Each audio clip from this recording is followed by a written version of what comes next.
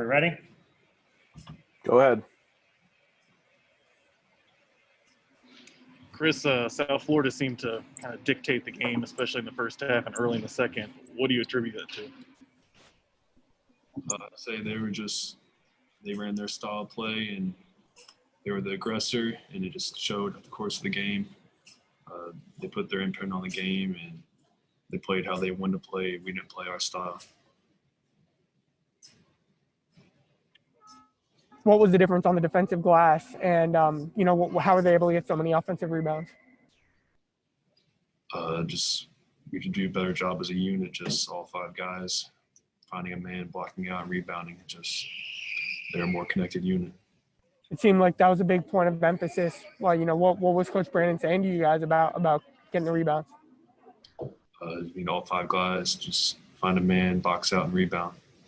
It's a point of area that we got to get better at as a team. Me, myself personally, just everybody. We have to take the next step in that area if this team's going to get where it wants to go. Chris, this team's 2-3, but all three losses, you guys have had a shot late. What do you guys have to do to get over that hump and start finishing out games? Honestly, we just have to outlast. It gets all three games, the final 4-5 minutes, it's been neck and neck, and we just got to have that extra effort, extra energy just to close out games and finish opponents. With USF dictating the game early, like you mentioned, what were you guys hoping to do, or what did you fail to do early that you planned to? I feel like I don't know how else to word it, but we want to get out in transition, push the pace, and if nothing's there, back it out, start cooking the ball, running a play, whatever. But they're just running their style, I guess, like you say. Like they were getting to us, they were bothering us with their pressure instead of the other way around. What did you see from Keith Williams as he kind of took over there in the middle of the second half? That's just Mize, one of the best players in our league. He had a rough first half, got a little foul trouble, but he was starting to come into his own in the second half. And, just wasn't for fouls. I think he would have continued to take over that game, but that's all. We all know how good Keith is, and I think he was able to show that in the second half. Did it feel like last year when you guys made that run in the second half, started, picking up full court and kind of cut down the big lead? I know you guys did that a bunch last season. Was it kind of the same deal? Yeah, I guess we had a couple guys like JD and I can't remember who else was in that line. I think Zach and Micah just came in. We had a good little spark of energy, and we're starting to go on a little run. I think it was about probably 10 or 8 minutes left in the second half, and started cut it to a close game. But we can't put ourselves in that situation to begin with.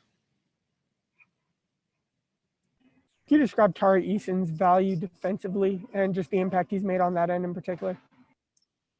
I really can't put into words. I think Tari Eason's been a really great player here. He does a lot for us, and especially as a freshman, he's learned a lot fast. But I think he's the most potential out of anybody. I've been around for a while, just as a freshman coming in, already doing what he's been doing. All right. I thought this was a game of styles of play, really. I thought they controlled the tempo. They controlled, we call it, dictate the terms of the game. I thought they dictated the terms the entire first half. Attacking us in transition. They didn't get anything. They pulled it out, and they attacked us in pin down dribble handoffs, which we weren't ready for, and to the extent that we should have been. And they attacked us off the bounce, which we were ready for, but didn't do a good job physically handling it. And then they killed us on the glass. And then the second half, we stopped making it a half-court game, made it a full-court game, and we came back. But unfortunately, it was a little bit too far of a deficit to be able to consistently get where we wanted to go. And obviously, had a chance to tie it at the end, but missed some loose balls and a lot of offensive rebounds. And, the physicality of our league was a concern for me this year due to our young bodies, and really harped on it. And to be honest, I think that's why we foul so much, because we really try to make practices as physical as we can to prepare the guys. And now we need to pull back on the fouling and play solid defense. And we just didn't do that. Go ahead, question. Great job. I thought their game plan was good. I thought they guys play really, really well, and they thought they controlled the ball. And the Castaneda kid was off the charts tonight. Go ahead, questions. Coach, you said after Saturday's loss that you wanted to make sure this team got better with their execution before tonight. Can you speak on the execution this evening? Yeah, they got better at the execution. We got better at the execution, Keith. We definitely did that. I mean, we executed the actions. We, didn't always, finish them, but we executed them pretty well. But for some reason, we slid back and didn't play with the enough consistency defensively. And then when we did play with consistency defensively, we would throw the ball away or we would miss a gimme. And we're young. I mean, there's not, Trey and Jared and some of those guys. They weren't going to miss those shots. You know what I mean? We miss those shots right now. And we had we missed a lot of layups. We missed a lot of open threes. We missed a lot of things that when we did get stops in the second half, we just couldn't finish. And it's nobody's fault. We just that's kind of where we're at right now. You mentioned them dictating kind of the terms, especially in the first half. Where was the deficiency on your end? What were you hoping or expecting to do better? Say that again. What were you expecting or hoping or wanting to do better in the first half that you feel like they were able to Well, they scored 45 points. There were 43 points in the first half. So first and foremost is to be able to get stops and defend, without fouling and get defensive rebounds so we can play in transition because we're elite in transition right now. But when you're taking the ball out of the net, you don't get a chance to do that. And then the other piece is the ability to get in your press, which we never seemed to do or looked like we had the energy to do until we got down. On the first games, you guys carry the ball pretty well. The last 3 games, turnovers have almost doubled or come close to doubling. What do you attribute that to in terms of ball security that hasn't happened the last couple games? Our bigs are turning the ball over a lot right now. And Chris and Rapp handle it a lot. They got can't turn the ball over. And I got to help them. I got to put them in a position where we rush it. We rush a little bit. We get a little caught up in speed. And just got to slow things down. Can you describe what happened on USF's kind of last real possession where they missed the corner 3 and get the offensive rebound, and then just what was your reaction to what happened there? Yeah, I have to look on the tape, but we didn't block out, and we didn't get the loose ball. Was that a trend? Sorry, keep going. I think Keith fouled. He had to reach and got us fifth foul. What do you got to do just to get more defensive rebounds? That's a good question. We got to block out a heck of a lot harder, and got to be a little more tenacious. We got to get our guards in there rebounding more. The post thing hurt us too. We told the guys in the huddle we're post doubling, and then when you post double, you have to get in your tandem. We didn't get in our tandem. Keith obviously had that big run there in the second half and seemed to kind of catch fire. Before that, though, when it looked like you were looking for toughness and energy, it seemed like you were going to the younger guys. That's surprising to you that that's where you're looking for some of those sparks? Yeah, I didn't think, I love Keith and Dave. I just didn't think they brought it in the first half.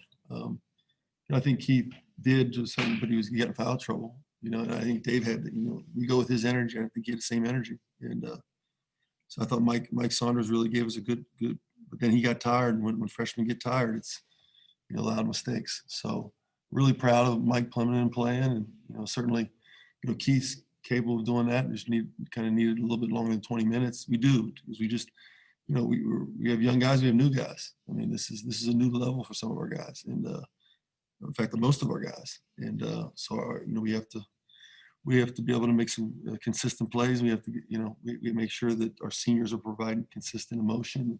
I got to do a better job, bottom line. I thought they outplayed us and outcoached us tonight, and I got to do a better job of making sure our guys have a better understanding. We spent a lot of time the last 2 days on us, and I should have spent some more time, I guess, on South Florida. But we really tried to get where we needed to be in terms of fouling and execution. Unfortunately, our inability to be tough. Like I said, we're plugging one hole and one hole's open, and that's a sign of a mediocre team. So if we're going to become a really good team, then we're going to have to make sure that we foundationally get some things fixed first. It seems like Tari's defense is what's earned him more playing time. Is that the case? And if so, can you describe his value defensively? Well, he can really move his feet. He can, it's a game of switching, so we switch a lot now in the game of basketball. He's an outstanding player. It'll take him a little while to understand the physicality of this league. But listen, guy's getting 13 and 9, and so the bottom line is he's understanding his capabilities and how important he is to our team. You had already played 9 guys before the first media timeout to start the game. Was that an effort to try and stay out of foul trouble, or was that just a plan coming into it for another reason? No, that was because nobody in the starting line was defending. We gave it like 11 points in a really short period of time. So we saw that, I know, a bunch last year where you guys would fall behind and press and make a comeback. I know that was something you dealt with then. Now, do you have any sense of how you can get them to flip that switch earlier? I'd like to find out, because we don't have 13,000 people in the crowd. So, where they may keep our energy where it needs to be when we go on runs. We don't have that. So you shouldn't be counting on it regardless. We need to make sure we take care of it. We need to become more, and again, I got to watch the film, so I hate to get ahead of myself, but we just need to become more solid in several areas. And I thought we were there, or at least we were trending in that direction for Tennessee. Took a step backwards tonight. And listen, when you have a younger team, that happens. You take steps backwards. And unfortunately, in this 2020 season of 2 conference games in December, and who knows how many games you're going to get in, you're not afforded that opportunity.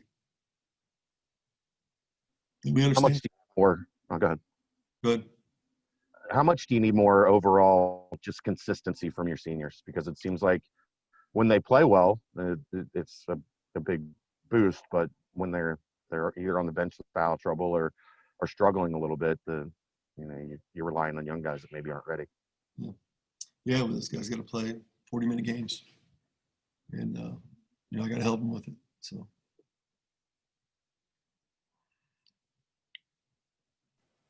Anything else for Coach? Hey, Coach. So I noticed you preached on Mikey Saunders. Did you expect him to get to the basket tonight and make contact, get to the free throw line, get some easy points to try to bring you guys back down from the 10-point deficit at all? I thought Mike's got that ability. He's fast, he's physical, he can get in the lane. He's now playing off 2 feet instead of 1, so it's getting him to the free throw line. I thought Mike was really good. I thought he got a little tired, but I thought he was really good tonight. And he's going to be an elite point guard in this league. He's out there, 8 points, 4 assists and 1 turnover as a freshman. Tari Easton, 13 points, 9 rebounds, 3 assists, 2 steals as a freshman. Those guys are going to be elite players.